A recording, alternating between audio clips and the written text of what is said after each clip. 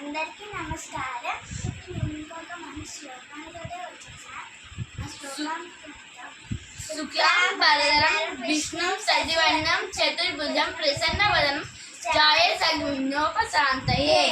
ఈ శ్లోకం దాదాపు అందరికీ తెలుసు, కానీ దీని భావం ఇంతమందికి తెలుసు. ఇప్పుడు మేము దాని భావం చెప్పబోతున్నాము.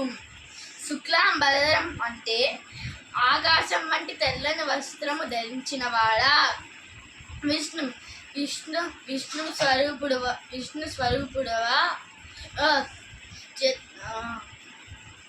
శశివర్ణం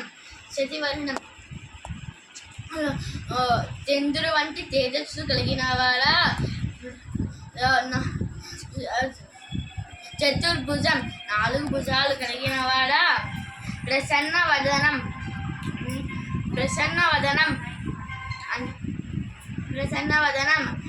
ఏనుగు ముఖము వాడా.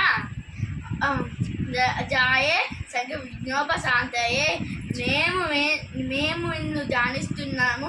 మేము ఈరోజు చేసే పనులను ఎటువంటి ఆటంకం రాకుండా చూడు తండ్రి. అందరికీ ధన్యవాదములు.